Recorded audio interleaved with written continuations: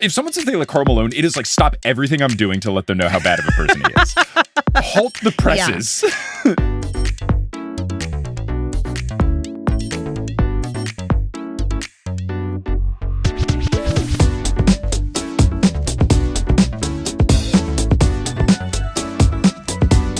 Hi, Sequoia. Hi, Mike. How's it going? It's going pretty good. I'm glad to hear it. Welcome, you and everyone, to this episode of Professional Talkers, the new era where we have decided Yeah. we're back in audio, baby. We dipped our toes into the waters of video. We did. And I will say, I was having a fun time Yeah. flexing my old high school and college skills that I had from my YouTube career. Yeah. But I am quickly remembered how long it takes to do video stuff. Oof, and buddy. as someone with full-time job and objectively too many podcasts and Right. baby, And baby. it's tough. I don't have enough time to play video games. Like, this is the thing of all the different parenting things you hear when people say, oh, how your life changes, blah, blah, blah. I remember some of my friends having kids who were super big gamers, and then they were like, I really don't have time to game anymore. And I was like, how do you not have time to play video games? I now know how you don't have time to play video games. You definitely don't have time to play video games. But we're back in the wheelhouse. That being said, patrons are still getting the video stuff. So we are still recording this in video, and the patrons on Patreon will still get a video episode from us. Yes. More of a cool, uncut director's cut behind the scene. All the compliments to make it say, we're not editing it. Exactly. But it's cool and exclusive. Very cool. I do love, there are certain podcasts that I like that they genuinely will say, you get the whole interview raw and unedited as a video. It's like, okay, so you uploaded the Zoom call? All right, Brett Goldstein. But I love it. I love it. But I do love it. We'll be fully transparent because that's what we do in this podcast. We try to talk about how you can be transparent to avoid awkwardness. And that is what's happening today in this episode, where our topic is telling your friend that the thing that they like is a little bit problematic. And you know what? Me and Mike, we are actually real experts in this field, unfortunately. So much so. So much so. As former Harry Potter podcasters, we are well versed in this topic. Yes, we are. This, and I don't know if, I'm sure this was the same for you, but there were so many people. Like, it took me years, even from when Potterless became my full-time job, my Harry Potter podcast, in case anyone doesn't know. When that became my full-time job, it took like a couple years for my friends and family and people in my non-online life to catch up to speed and recognize this is his job. He doesn't do engineering anymore. So it took so many years for him to be the Harry Potter guy that then it took a lot of time for when she started doing bad stuff. So like people would ask me about Harry Potter things fresh after it was going on, and I'd be like, and then now we're getting even more of a delay in some people because people will be like, oh, are you excited for the new show? And I'll be like, no, I genuinely hope it fails. Like, I hope it crumbles to the ground. Yeah. So I've had to have many conversations about this. Lots of, in all different terms of like, people I'm very close with, people I'm not very close with. And it really becomes how deep in the weeds do we want to get? How long do I want this conversation to be? Exactly. Yeah. And it's very like, you know, because you've become known for knowing this property so well and like being associated with this property, then people will come to you for takes. Yes. You're like, stop coming to me for takes, first of all. Yeah. It depends on who's coming. It depends on who's coming. Like, do they need the take? Do they not need the, are they just trying to, you know, have an argument or cause a whatever. But yeah, so we have in several different contexts with a variety of people encountered this sort of situation. So and I think also even out of Harry Potter, we've had this just because I think you and I are both very online people. Yes. And when you're very online, you learn about every little bad thing that any celebrity has ever done. You're like, oh, this one had kind of weird text messages with someone. Mm-hmm. Oh, this one actually did something bad and they wrote an article. Someone else wrote an article about how it was actually bad. There's all the different layers of like, well, this one, Louis C.K. did like a very objectively really bad thing. And then the other things, it's like, Ansel Elgort, it's like he had weird text messages with teens, but he was also a late teen, so it's bad, but how bad exactly. is it? Yeah. And that's something I'll definitely get into, as I'm sure you will as we get into this, is like there's levels and like everything is, nothing is black and white and cut and dry and all this stuff. Yeah. But like, I do know way too much. About celebrities and properties and all sorts of stuff. And so there's definitely that. I did have to do this actually pretty recently. Within the last week, I had to do this. What for? There's a show called The English Teacher, and the writer-creator Mitt Starr had an essay allegation, an allegation of sexual assault. Someone made the allegations against the writer-director Starr. Yes, yeah. Gotcha. Who is that writer-director Starr? Brian Jordan Alvarez. Okay. Yeah. I think one of my friends is on this show. Or someone who more of an acquaintance. I don't want to brag that I'm friends, but we had someone on a podcast on Horse, and I think he's like on this show. There's so many good people on the show, and it's such a good show, and it sucks, That's another thing I'll get into is like there's grief. Yeah. There's grief involved in the situation for sure. Yeah. But yeah, I had to. Somebody was like, "Oh, if you watch this show, it's so good," and I'm like, I think you should just Google. I think there's a little Googling for you. Mm-hmm. And then it just, it ruins the thing to be like, now you look at that person and you're like, I can't. Mm-hmm. Mm-hmm. Yeah. Yeah. All right. Anyway, let's do get this. into the advice and the pitfalls. Yeah. How many pieces of advice do you have? Let me get out my legal pad that people will just have to hear and not see now. Maybe I'll like flop it near the microphone. We're going to have a sound effect now. Just get like a lawyer, a gavel bangs. Gavel bangs. Yeah, now we have to have Foley bits to overcompensate. Exactly. It's a radio play. Okay. DJ. Yes. So how many pieces of advice do I have? I have 5. Wow. Okay. I have 3, but I feel like we're going to be talking a lot more and overlapping. I kind of like felt like my things are very clumpy. Okay. Yeah. I do feel like we're going to overlap a lot on this episode as experts. Experts indeed. Yeah, true. Of all the things, I feel real confident about this one. Yeah, exactly. So my first piece of advice today is, as we had sort of alluded to in the beginning, assessing the levels. Yep. Okay. Right. That's literally mine. Decide how much you want to get into it. We're assessing the level of the problem. We're assessing the level of love that the person you want to talk to has for the person, the property, the show, the book, whatever. And for you. And for me, yeah, for sure. Because those are all going to be like, there are, levels to the problematic things. There are levels to how involved the problematic person is in the thing that's being created. Mm-hmm. There's levels to, and then there's also like somebody's like, oh yeah, I watched an episode of blah, blah, blah.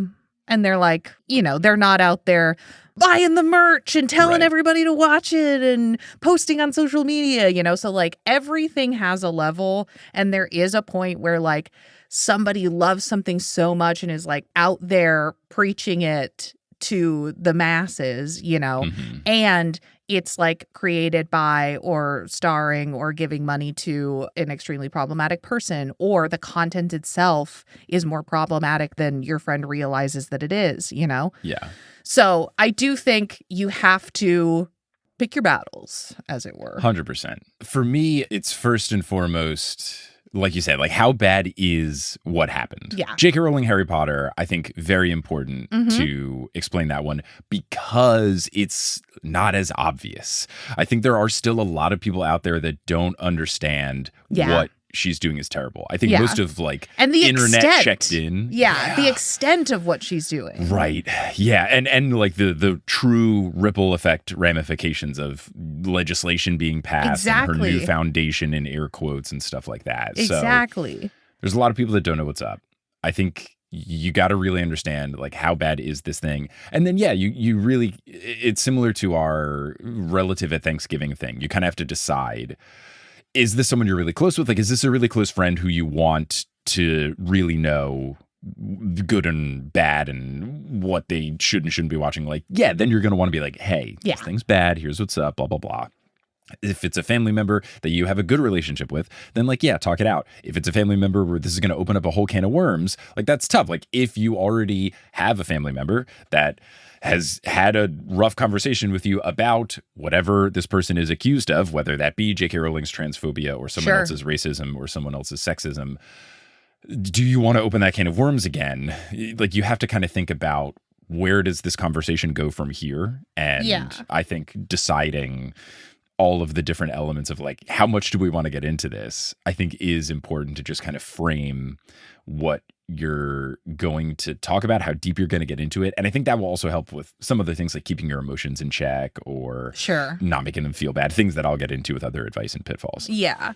Yeah. Because the thing is, like, we don't want to gloss over any of this at any point. Mhm. And that's something that, like, you know, the sort of like the education system is guilty of a lot, is like there's a lot of like classic authors and painters and blah, blah, blah, who were extremely problematic people. And it's important that we know that and talk about that, you know, and that be part of the story of this piece of art or that they made or whatever.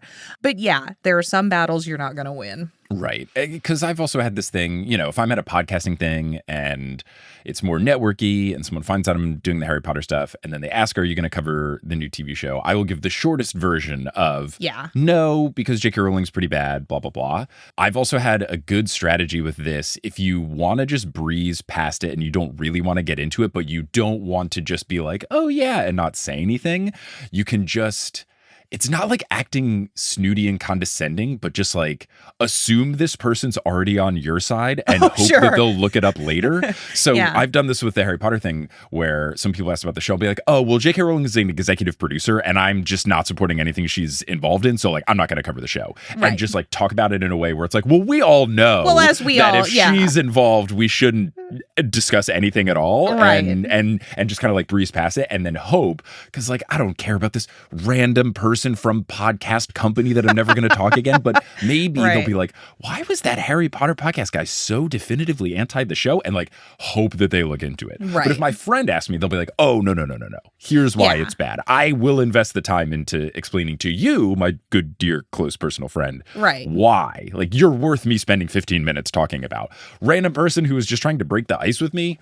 Yeah. I don't know that that's worth my time. Right, exactly. Context is also really important. Right. But I like this approach because you're still saying like J.K. Rowling is bad. She is transphobic. So I'm not letting it go by and being privileged of like, well, I don't have to have this conversation, so I'm just going to let it go by. Like, no, I'm still putting the foot in the ground. Like, she's bad. It's bad. But this is the shortest version possible of it so I can get in and out, but still have my morals about me. Yeah. Mm-hmm. So, Mike, that was your first one? That was my first one. Okay, yes. Great. So my second one was do the appropriate amount of research for this thing. So if it's a franchise that you are very close with and you feel very passionately towards, and it's something that is either associated with you or whatever it factors into, where if someone talks about liking a thing and you want to be the person to say, hey, this is actually bad, you got to know what you're talking about. Yes. You can't be all super angry and have the equivalent of reading a headline of an article without a full article. Right. So you got to be able to talk about it. And that is an overlap with one of my... See, we knew this was going to happen. We know what's up. We know what's up. We know what's going on. Welcome to the shortest episode of Professional Talkers, everyone. That is an overlap with one of my pitfalls, which was do the research.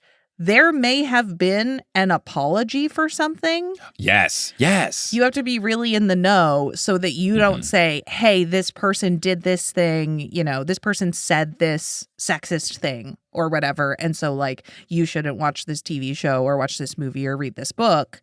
But then that person was asked about it in an interview or went on something or made a post or whatever, apologizing and being like, I didn't realize that this, and now I do, and I will never do anything like that again. Because people do that sometimes. And sometimes they're real apologies, not just notes app screenshot of terrible things where you can control F for the word I and see how good the apology is. Or just control F for sorry and see how many times sorry or apologize shows up. And if you get a 0, uh-oh. Control F for attacked. Control F for that you. But yeah, I mean, this is now we're getting into like the territory of our apology episode. Everyone go listen to it if you haven't. Right. But yeah, I think for a lot of these things, if they're not so extreme, we are just hoping that a person would recognize their fault, give a genuine apology, and try to be better going forward. That's the ideal situation. Yes, it definitely comes up where someone will give a genuinely good apology. They'll explain the situation. They will say that they're going to take steps to move forward. And yeah, like as long as it's not something truly horrendous, that's all we're hoping for. Yeah. Exactly. Yeah. And with regards to the research, I think if it's something you're really passionate about and you're going to be the person to tell folks, hey, this thing is bad, you got to know where you're coming from. Because if someone doesn't know that a thing is bad at all, then they're going to ask, oh, what? And you got to be able to really talk about it. On the flip side, if it is something that you saw and you aren't fully prepared to, or you haven't had the time to, or you don't plan to do all the research, but you still want to say something, just make sure you tailor it in a way where you say, oh, I saw something about this person, but honestly, I'm not well versed on it. I'd have to check it out further. Just be honest. And I'm not saying that like you have to be able to know every single thing about every single bad person forever, but right, exactly. On October 17th at 5 p.m., they posted, and I quote, But if it's something that affected you enough to where you want to be the person to tell people this thing is bad, do your homework, do your research. Right. What's your next piece of advice? My next piece of advice is actually to provide full details and sources if you can. Ooh, okay. Yeah, that goes along well with this. Goes along with exactly what we were just saying. But yeah, I mean, if you're able to be like, especially if it's something like somebody texted you and they said, hey, have you read this book? I just read this book and I really loved it. And you want to tell them something about the book, something about the author, you know, write a little text message and send along also a link to an article. Yeah. So that you're not just like talking. Right. And you are showing that there is like conversation happening about this as well. Yeah. That also can help you to not have to explain as much. This was helpful for me specifically when Dave Chappelle was doing his whole transphobic stuff. Someone wrote a really good article, and then I was like, great. Anytime someone asks me about this, I can just send them this article that someone else wrote, especially if it's from that affected group. This also up with Harry Potter. There were some trans YouTubers who made videos kind of explaining when she made that big 3,000 word essay. There was someone who was like, here's why it's bad. It's like, great. It can help you to not have to do as much. And then especially if you are not a member of the affected group, you can say, you know, for me, if there was something where someone was rude to women, then it's like, here's a woman or the affected woman created something and explained it here. Check it out. Right. You know, exactly. Yeah. It is hard to be like, I understand that this is bad. The way that this piece of media like portrayed someone is bad. And I can see that and I can sort of like feel it. Sometimes you like watch something or you consume something and you're like, but you can't exactly put your finger on exactly why. Right. And it's really nice to like look out there, find something from that group of people that's like, hi, here's exactly why that was a problem. Yeah. Mickey Rooney in Breakfast at Tiffany's is wild. Oh my God. It's so wild. Have I told you the story of when I first saw that film? I feel like I said this on one of my podcasts at some point, but definitely not on this one. I, in college, was dating an Asian woman, and we had decided to watch Breakfast at Tiffany's, neither of us knowing anything except it's like a classic movie. And it was just we've never seen this movie. It's supposed to be romantic and one of those, like, you got to see it movies. And once he shows up, it's this really bad Asian caricature. He's this over-demanding landlord, and Mickey Rooney's a white dude. And what's this movie from? Like the 50s or like even earlier? Like it's a very old film. Let me do some research. Breakfast. We have the technology. Tiffany's release date 1961. I mean, we got to that scene and then we turned off the film. Yeah. It's rough. Yeah. It's rough. Super rough. It's so rough. So rough. And it's just like, is the rest of the film worth it? I don't think so. Yeah. I don't know if that's like a controversial opinion, but I don't think that I don't think the rest of that movie is good enough to warrant that. Yeah. Mm-hmm. And it is one of those things where like, you should know immediately. Yeah, that one is super duper obvious. That one's, super duper obvious. Other things, a little trickier. Yeah. What's your next piece of advice? My next piece of advice was when you describe the situation to this person, stay calm. Okay, yeah. Because you don't want to, dogpile on them, rag on them. Maybe, like, you would think that there are some that are so obvious you shouldn't have to, but like, I don't know. There's always the chance someone is just really not plugged into anything at all. There's some where it's like, yeah, everyone knows Mel Gibson is anti-Semitic, right? But like, maybe some people missed it. Maybe people are too young during that, and like he's back in Hollywood now for some reason. So yeah, I think it is so tempting for some of the really obvious ones to want to just like unleash on someone, but just like give folks the benefit of the doubt. There's a chance that they have no idea. And maybe once you start explaining, they'll be like, oh my God, that's horrible. You can get angry at someone later. Yep. Depending on how it goes and how they take it. And if they are trying to instigate you, or if you get the sense that they are only asking you about this to start some sort of argument, which has for sure happened for me for some things. But at least at the beginning, start calm. You are trying to be helpful. You are not trying to be a well-actually person. You're not trying to gotcha. Right. You're not trying to make someone look bad. You're not trying to embarrass them.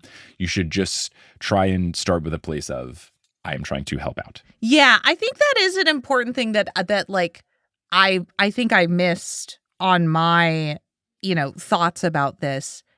That is an important thing that I think I missed on my list here is like the intent, right? Mm-hmm. Right. Like this is a person that you know and like, and I assume you like them because you have similar interests and values and all that good stuff.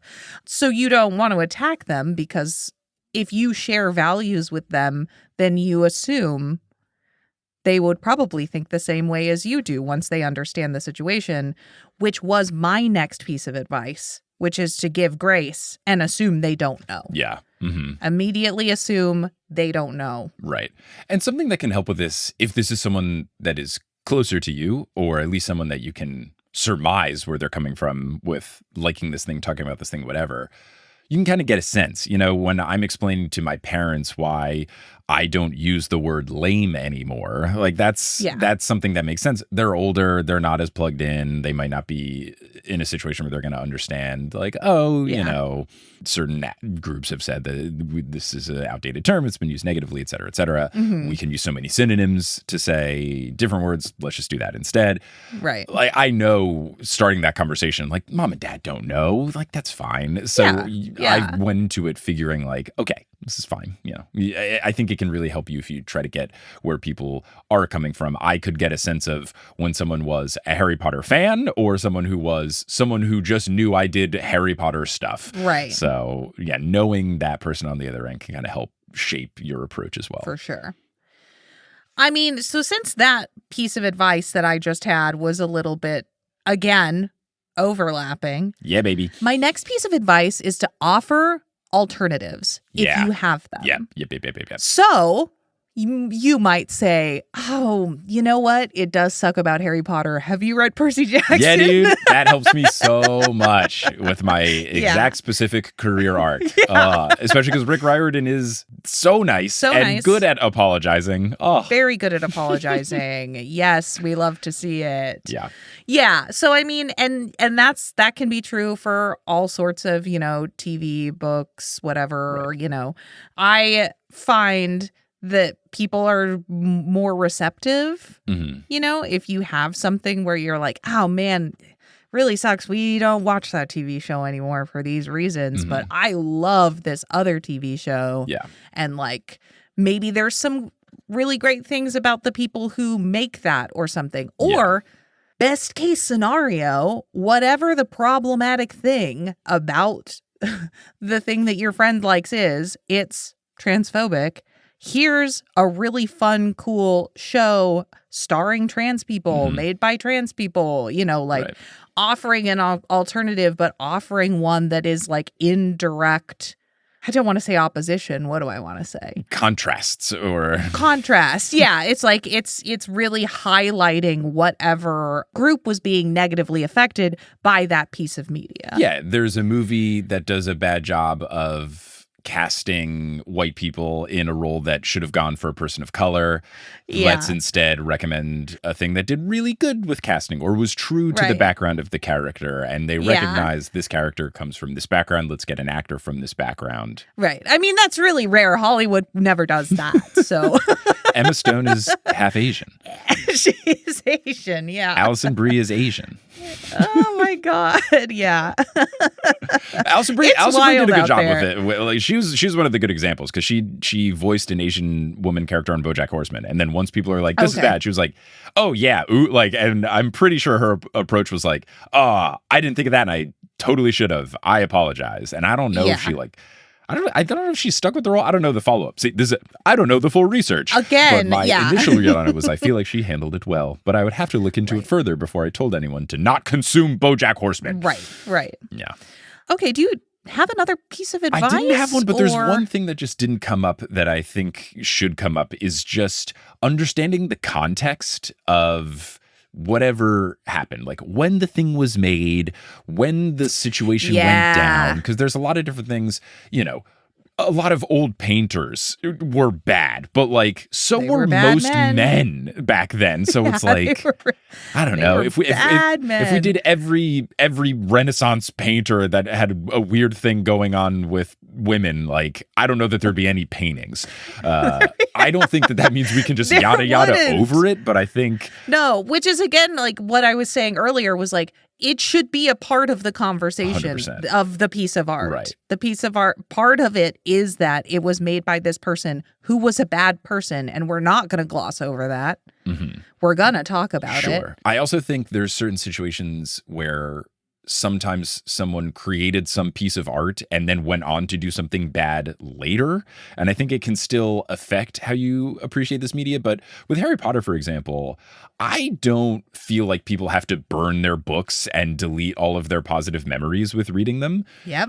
But I very much think no one should support the ongoing stuff, especially now that she has Yeah. actively said that the money from the TV show, for example, is going towards her It is. anti-trans foundation. That's where it is going. Yeah, so I think with lots of different things, you can try and find exactly the line, but just understanding the context of what did this person do? When did they do it? Is it something where they were a bad person the whole time?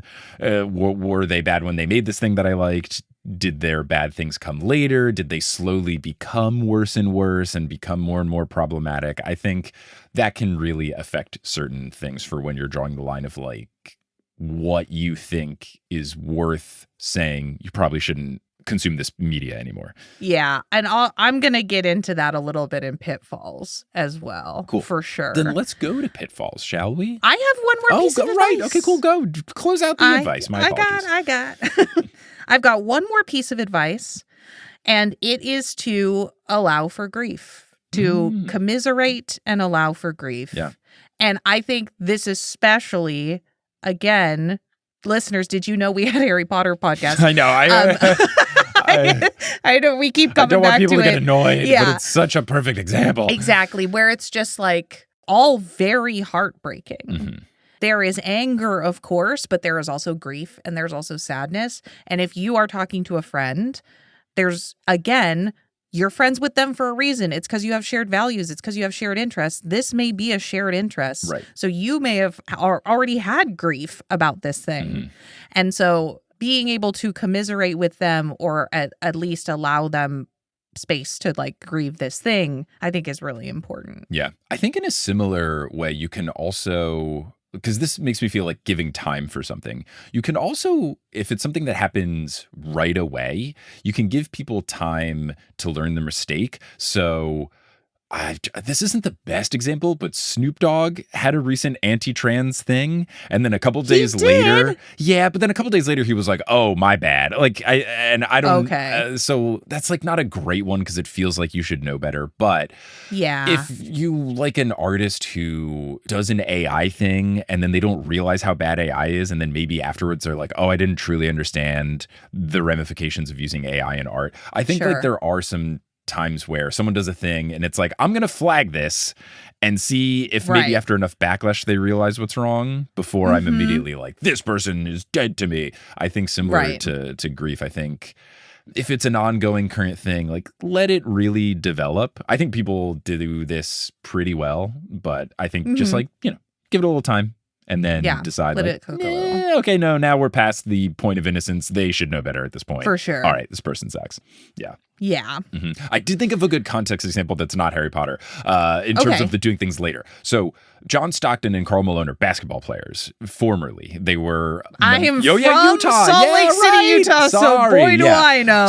So Karl Malone. This is actually a really good example because the two of them were this dynamic duo, played through the '90s, never won a championship. Stockton to Malone. Yeah, baby. So they were very, very good at basketball. Karl Malone always has been a terrible person. Yeah. Impregnated a teenage girl who's like 13 when he was in college. Very bad. Never really had ramifications for it. And then also was like not a good dad about it afterwards, like forced her out of his life. Just awful stuff. The kid is not a part of his life. Awful, awful, awful, awful. Yeah. He's always been really bad. Yes. John Stockton, seemingly nice, great guy, and then became super weird anti-vax, like really deep into the anti-vax stuff. Bizarre. Just like completely wild. So for a long time with me, for example, I would play NBA Jam, and they're like objectively one of the best duos to play in NBA Jam because of the stats. And it's like, all right, let's play, but let's just pretend this isn't Karl Malone. This is Karl Malone with a C. It's a different guy who just looks and plays basketball just like Karl Malone.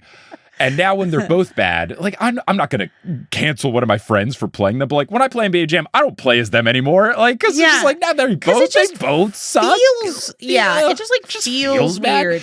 And it like, it affects your enjoyment of playing the game that you like to play. Yeah. So someone was a big Jazz fan and they said they loved Stockton and Malone. I would be like, hey, Karl Malone's a terrible person, right? And like that is worth it. The John Stockton stuff, like it's bad, but it's not like, if someone says they like Karl Malone, it is like, stop everything I'm doing to let them know how bad of a person he is.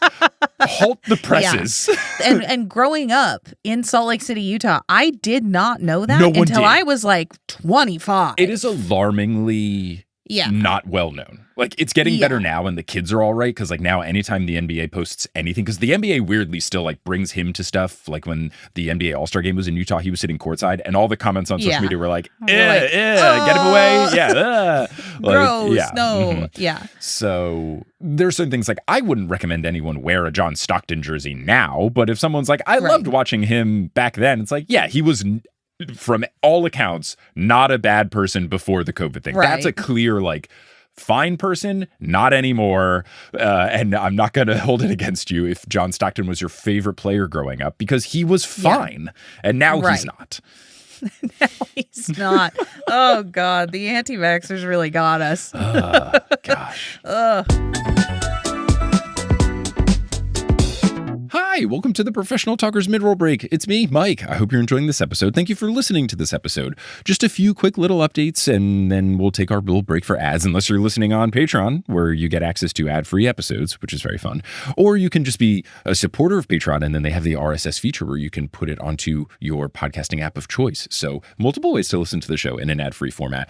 As far as announcements for me, I've got a live show for the Noose Olympian in Los Angeles, California, technically Santa Monica, on December 2nd. It's going to be at 8 p.m. at a venue called The Crow, which both has public transportation access, a stop nearby, and free parking. What's not to love? I also will be doing shows in Australia in January. Tickets are live for 3 out of the 4 shows. I'll be in Sydney, Perth, Melbourne, and Brisbane on the 3rd, 10th, 17th, and 24th of January respectively. The only show without tickets live at the time of recording this are Perth, but hopefully those tickets will be up soon. Tickets are available at thenosylumbian.com/live. For Sequoia, you can listen to her new show, her new video podcast. If you're missing Sequoia in video form, you can continue to watch a video podcast with her called You Pot It Dude, a new show by her and her friend Olivia, both delightful humans, and they've been covering the Mary-Kate and Ashley megaverse, and it's a fun time. So you can get that wherever you get your podcasts. And if you do want to support the show on Patreon, we've got bonus stuff up there, fun bonus things like us doing Brett Goldstein's movie podcast. We recently did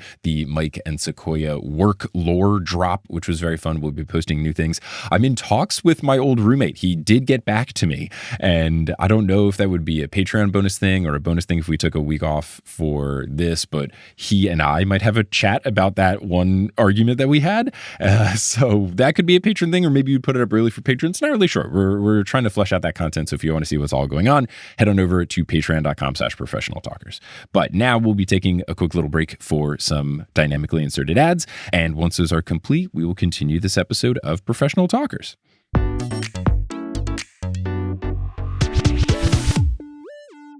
Okay, so I think now we can move into pitfalls. Yeah, I've got 3. How many do you have?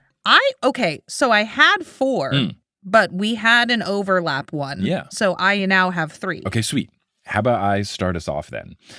My first one is to not guilt trip. Yep. I think this is similar to the stay calm thing. Mm-hmm. This is getting back to what we were saying of like, what is the point of this conversation? Especially if it's a friend. Yeah. The point is, or a family member, someone you're close to, someone you care about. The point is for them to learn and be better going forward. Your message will land so much better if it is coming from a place of helping and not coming from a place of or coming from a place of I know better than you. Because even if you have good intentions, if you don't tailor it well, people can just feel embarrassed. And when people are embarrassed, they don't want to admit fault and they won't want to actually learn. They're just going to focus on like, oh, I feel shamed. Oh no. So really try and make sure that you are saying what you're saying in a way that is helping this person, giving them the information as opposed to being like, ugh, right. How do you not know? Yeah. Oh, you're still watching this? Stuff like that.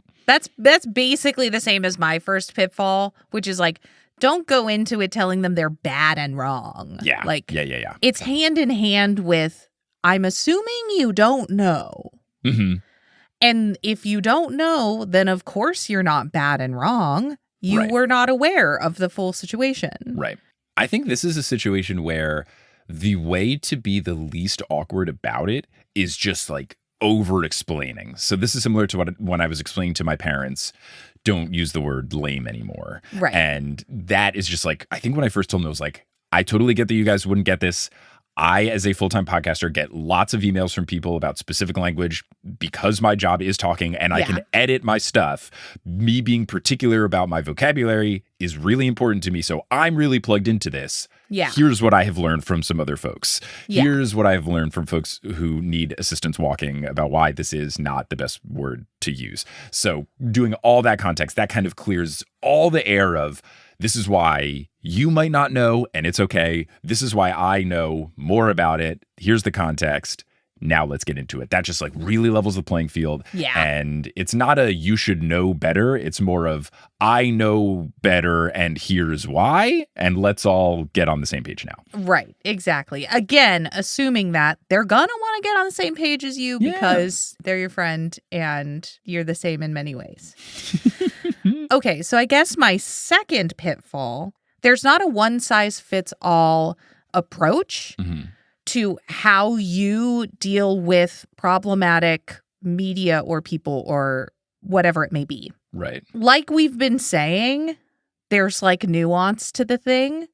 So I don't think that there is a way for you to go in and tell someone exactly how they should be handling this, what exactly they should be doing. I do think that there are things that you can suggest. I do think that there are things where you're like, best practices, maybe don't give this person money or things like that. But as it pertains to a way to deal with every single way that you interact with a property, especially, there's no one size fits all experience for that.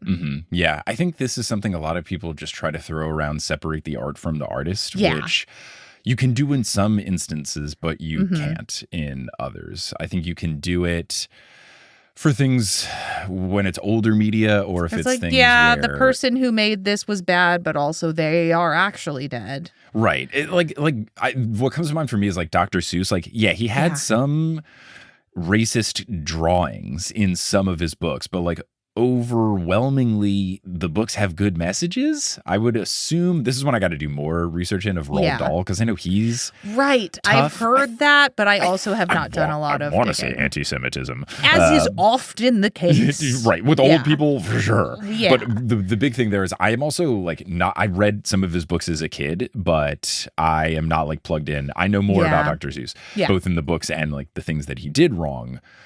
With Roald Dahl, for example, my niece is reading those books, and I don't know enough about it to like bring my sister aside and be like, hey. So I haven't had that conversation with her yet, but maybe I do. And maybe I learn that reading those is okay. But yeah, like I personally have not had that conversation yet because I'm not clued in. Sure. But but a lot of time people are like, just separate the art from the artist. And it's like, you can't in some instances. Exactly. And it's tricky, like from thing to thing with J.K. Rowling. Like, I think you can kind of do that for the first set of books, because at that point it seems like she was doing well. The books have a message of love and acceptance, which makes the whole thing even some wilder. Problematic stuff in them.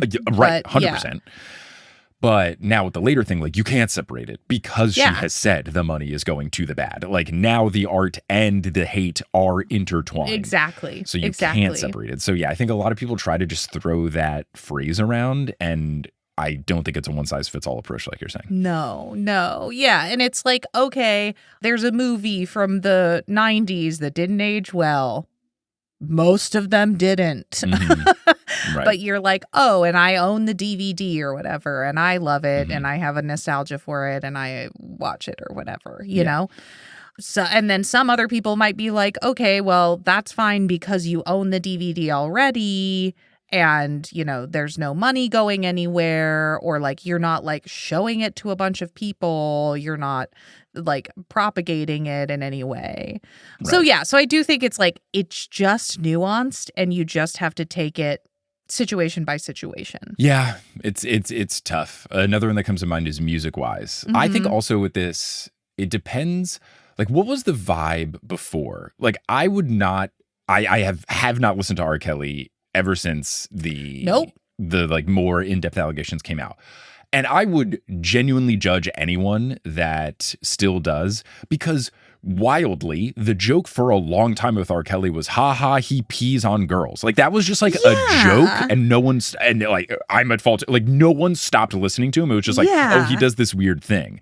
So, yeah, we knew he was bad the whole time. Yeah. No one should listen to him. I think Michael Jackson's also similar. We were like, oh, Neverland. Ugh. Like, if you kind of knew the whole time the person was kind of bad, or at least you thought they might be bad, then I think that brings into the fact of like, okay, yeah, as opposed to someone where it came completely out of nowhere, like Kevin Spacey, just like all of a sudden out of nowhere, which is like, whoa, exactly. I had no inklings. There was no rumblings, at least to my knowledge, of his inappropriate actions with younger men. Not at like the greater like news scale or anything that would reach like the general public. Yeah.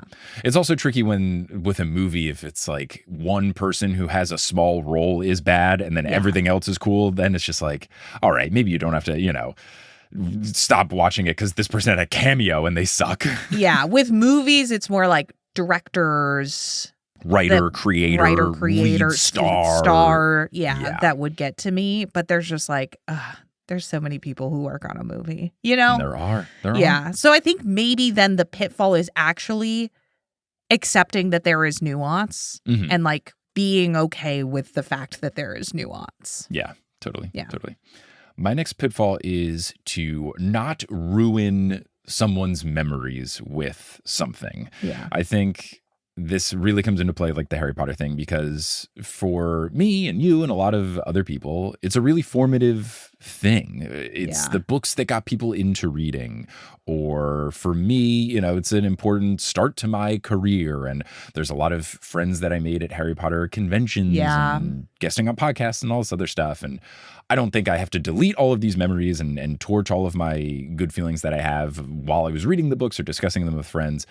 But what's really nice in that situation is me and all my friends like you all have the right approach to it. And we all figured out together, how do we move forward? And we all, I think, have kind of taken the same sort of path of when she started to do the thing. It was like, all right, let's just only consume fan-made stuff. And as it went more and more, I think now we're on the point where we're all kind of like, all right, we're just out. We're just out. Yeah. You don't want to ruin the thing for someone else. This gets back to what is the purpose of this? And it's to try and help them going forward. Yes. And I think it's more about where do we go from here as opposed to where were we before? If someone's favorite movie of all time is The Usual Suspects, it's got Kevin Spacey in it, and maybe you don't rewatch it anymore, but I don't know, we're all going to remember the first time we see the big plot twist at the end. And like, it's a genuinely very cool movie moment. If you went to the movie theater and there was this incredible memory you had going with whoever it was, or being in the theater when this big crescendo moment happened, you don't have to like think negatively about that. And you shouldn't shame someone into thinking like, oh, this time that I had was bad now. Like, no, it's more about, where do we go now? What do we do from here? And that's what it should be about. You don't want to necessarily guilt someone so badly into thinking, oh no, all this stuff that it consumed, even if they're like late to the party. Like, even if there's a world where someone doesn't know what Louis C.K. did somehow, and they listen to some of his newer albums, which are winning Grammys, which is so annoying. It is really annoying. Really bad. But if someone somehow missed all of that and they were like, I really liked this recent album that he put out after the bad stuff. Yeah. Even with that, if they genuinely didn't know, like, all right, that's fine. Just don't listen to any new one that he makes. It's about where do we go from here? Exactly. No, that's an excellent pitfall. My final pitfall is just to remember that the moral high ground doesn't exist. That's good. That's not real. Yeah. And that's it. That's it. That's the pitfall. Look, I think that can really shape it. Yeah. Yeah. No, for sure. My final pitfall was don't argue, because again, it's why are we here? We're here to try and help this person. Yeah. I can see an argument happening more if it is someone that you are not close with and if you just like don't have time for it. But even if that's the situation, if you are getting to the point where you would maybe have an argument about this, you're better off just saying what you think, speaking your piece, explaining the situation to the best of your ability, and then moving on. Because if the person on the other end of this, you trying to be helpful, as long as you're doing all the things right in terms of the way you're tailoring the message and explaining it and giving the context, et cetera, if this person is going to take what is supposed to be a helpful situation to them and throw it back in your face and argue, it's not worth having this conversation. Yeah. So at no point should you have an argument. If it's someone you care about, it should be calm and civil. And if an argument forms, try to take a step back and cool the tensions. If it's someone that you don't know and they're just trying to push your buttons or whatever, stop having the argument, because there's just no point. It's just not worth it. So like at no point in this conversation should an argument happen. Right. And if someone's going to be a lost cause, they're a lost cause, but don't argue. There's never a reason why this should arrive at an argument. Right. Yeah. Yeah, I like that. Cool. Alrighty. Wow. Okay. Should we do a quick recap? Quick little recap. Yeah. Let's do it. So for advice, we definitely agreed that we've got to assess the levels, all of the levels of what's going on here. We should give people grace, assume that they did not know, and also do the research. Yes. Give full details. Cite your sources if you can. Yep. Make sure you allow for grief, and then offer alternatives if you can. Yes. Yeah, the only thing that was really different that I had was be calm. Be calm at the start. Go in calm. And I think a big thing that we all kind of arrived at was think about what is the purpose of this. And that can kind of help shape a lot of these. Pitfall-wise, I had don't guilt trip them. I had don't argue with them. And I had don't ruin their positive memories with the thing. Exactly. And similarly, I had said, don't go in telling them they're bad or wrong. There is no one size fits all solution. accept that there is nuance and the moral high ground doesn't exist. Fantastic. Well, that is our advice. Now we're going to check in with our Gen Z introvert vibe checker / podcast ghost, Sherry Gwost, to see. Oh, and now that we're audio only, it's really ghosty. It's really ghosty now. And this is where the Foley work comes back in. Yeah. Ooh.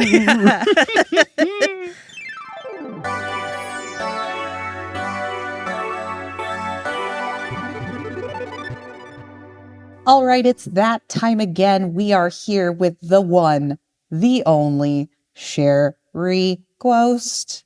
Boo. That was almost a song. I'm slowly writing Sherry a theme song.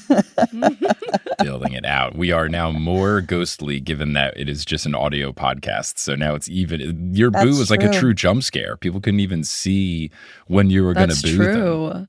And the wind right now whistling outside my window, adding to the ambiance. Oh yeah, crack that window open. Let's get it. Let's get that cold. Yeah. It's 30 degrees Fahrenheit New York weather in there, baby. Let's freeze Sherry for the podcast. Sherry, what did you think about our advice on how to tell a friend that a thing they like is problematic? It all sounds pretty reasonable to me.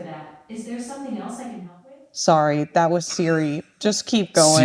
Siri thinks Sherry is, wow, how self-absorbed Siri is. That was incredibly unfortunate. Leave it in. Leave it in. There is a ghost. Yes. Oh my God. There is a ghost. It's Siri Gwost. Siri Gwost. Sorry, Sherry. What were you saying? It all sounds pretty reasonable.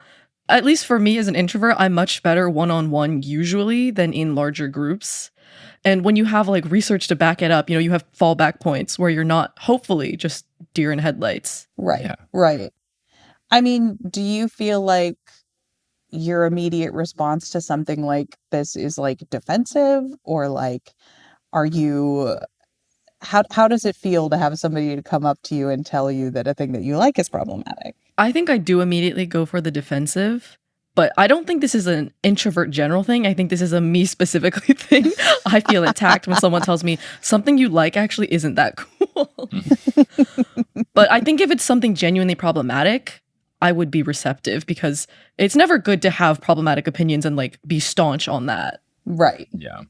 As far as having this conversation with someone else, have you ever had to do it? Obviously, Sequoia and I talked for a million years about all our Harry Potter experience doing it. I don't think so. I guess the closest parallel I can think of is I used to be like a decently big Taylor Swift fan. I hesitate to say Swiftie because I think that is implications that are almost cult-like that I was not like that deep into. But Sure. I think with her recent 2 albums, I have gotten into conversations with people that are still bigger fans of her, and I have like been turned away because of the so much like of the capitalism vibe of it. Sure. But it's not necessarily that it's problematic. It's more just like explaining to someone that's so in deep into something why maybe there's some nuance that's an option. Yeah. And not like just a staunch like you have to love her or hate her. Yeah, that's a good example. I'm glad you brought up that point, because it's a conversation my wife Kelly and I were having recently, because similarly, like big Taylor Swift fan, but the last 2 albums and all of the capitalism stuff around it and her billionaire status and the way that she's not like helping out a world that it really could use help, and lots of things are losing funding that she has enough money to throw at but isn't. Like, yeah, it's the space of she's not necessarily as evil as a J.K. Rowling or someone like that, but she's certainly not, let's put her on a pedestal of being perfect. And that's like a different level of problematic conversation. So yeah, it's less like the thing you like is problematic and more of like, maybe don't be super lionizing towards Taylor Swift. Like, she's not perfect. She's not like OMG. Yeah, like as a fan, you don't need to defend her on her behalf. Yeah. Like that's not really a fan responsibility. It doesn't have to go that far. She doesn't need you to do that. Right. You can like the music and then still be like, not ideal the way she's condoning herself and choosing to sell these albums, etc. Yeah. And you don't have to like every single one of her songs. Yeah. It's okay. You can think some of them are bad. It's okay. Or full I albums. promise. You can dislike Or a the full whole album. album. Yeah. Dare I fine. say a full album or 2 or 3? I'm here to come for the Swifties. No, I'm not. Because I was promise. also on the other side of this before when I was more of a fan, and my friends, like, not that they were anti her in the capitalist sense, but they were just like, her music's fine, but like, you don't need me to like this so badly, do you? Right. Yeah.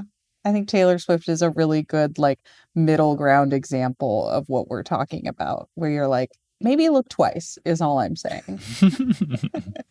All right, cool. All Any right. other thoughts, or is that it? We're good? I think that's it. Woo! Thank you for the vibe All right. check. Thanks, Sherry. Was that you sucking in the wind from the... Yes, it was. Amazing. Thanks, Sherry. That was so helpful. Wow. Fantastic stuff. Well, Sequoia, anything else? Are we ready to close things out for this episode? I think we're ready to close things out. Thanks, everybody, for joining us on this journey as we have started this podcast. Yeah. We hope you enjoy this in its audio-only format, but if you really loved video, remember that you can still get it on patreon.com/professional talkers. And we might still do a video episode from time to time. Full disclosure, if we ever get a guest that's a big name and we want to make a video that will show up for SEO purposes, we'll probably do it. Yeah. So stay tuned for our future episode guest starring Beyonce. Okay, good. That's how famous you have to be for us to be like, oh, fine, we'll make a video episode All again. right. If Beyonce's going to be on, I guess. I guess. Not Jay-Z, though. Not Jay-Z. No. Well, Mike, it was great talking to you. It was great talking to you, Sequoia. Listeners, we'll talk to you soon. We appreciate you listening to this episode of Professional Talkers. Professional Talkers is created, hosted, and produced by Mike Schubert and Sequoia Simone. This episode's audio was edited by Mike Schubert. The music is by Bettina Campamanes, and the art is by Elliot Davis. Can't get enough of the show? Get access to loads of additional content like ad-free episodes and bonus episodes as a thank you for supporting us at patreon.com/professional talkers. Thank you to our Talking Protege level patrons, Mats Forley and Ginger Spursboy. And if supporting on Patreon is still not enough, you can follow us on social media. We're at ProTalkPod on Instagram, Blue Sky, and Twitter. You can also check out our website, professionaltalkers.com. If you want to watch video versions of these episodes, you can find those over on Spotify as well as our YouTube channel, youtube.com/@professionaltalkers. We'd love it if you would subscribe to and rate the show on your preferred podcasting app, and we'd be especially grateful if you talked about the show to your friends or talked about it on social media. Word of mouth helps new shows grow. Talk to you soon.